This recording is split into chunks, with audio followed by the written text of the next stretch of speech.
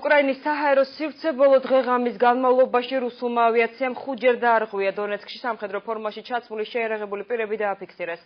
უკრაინის წინააღმდეგ აგრესიის საპასუხოდ ოფიციალურმა ვაშინგტონმა და ბრიუსელმა რუსეთს ახალი სანქციები დაუწესეს.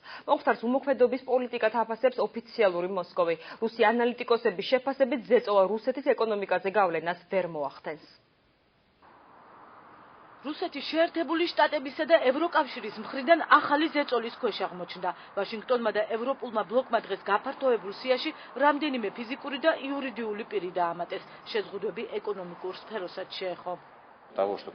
როსნეფტი რუსეთის ბიუჯეტის გაზრდაზე ორიენტირებული კომპანიაა. სანქციები არა კომპანიის, არამედ რუსეთის სუვერენული პოლიტიკის, დევნისა და ჩვენი მოქალაქეების ეკონომიკური კეთილდღეობის გაუარესებისკენ არის მიმართული.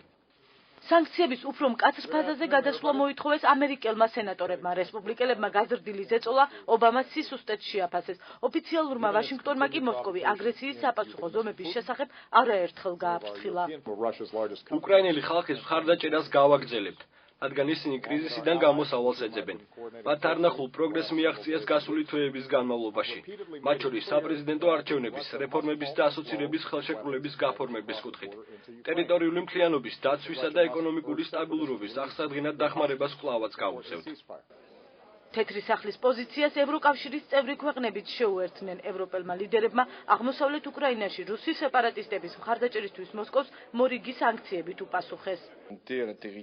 გაფართოებული ზეწოლა იმ ორგანიზაციებს, ჯგუფებს, კომპანიებს თუ პიროვნებებს შეეხო, რომლებიც უკრაინის სუვერენიტეტისა და ტერიტორიული მთლიანობის წინააღმდეგ მოქმედ სეპარატისტებს უჭერენ მხარს. განახლებული სია ივლისის ბოლოს გამოქვეყნდება.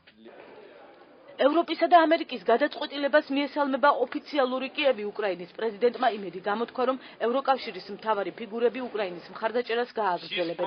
პრემიერ-მინისტრის შეფასებით მოსკოვის მცდელობა ვაშინგტონი ბრიუსელი გაეხლიჩა უშედეგოდ დასრულდა. რუსეთმა დაუყოვნებლივ უნდა შეწყვიტოს ტერორისტების იარაღით მომარაგება. ათობით ტანკი, სამხედრო აღჭურვილობა და შეიარაღებული ძალები, რომლებიც რუსეთის ფედერალური უშიშროების სამსახურს ეკუთვნის, დონეცკსა და ლუგანსკში მოქმედებენ. რუსეთის სურვილი უკრაინა აიღოს კრახით დასრულდება. ჩვენ გადავრჩებით. საკმარისია ვლადიმერ ვლადიმიროვიჩ. ომი და ბანდიტების ხარდაჭერა უნდა შეწყდეს. უნდა შეჩერდეს უკრაინის ექსპანსიის ხარჯზე დიდი რუსეთის მშენებლობა, რადგან არავითარი დიდი რუსეთი არ იქნება. ფედერაციის წინააღმდეგ მიღებულ ზომებს კრემლში გამოეხმაურნენ რუსეთის პირველმა პირმა. სანქციების ავტორები ბუმერანგის ეფექტის შესახებ გააფრთხილა და დასცინა, რომ საფრთხე ამერიკულ ინვესტიციებს შეეხება.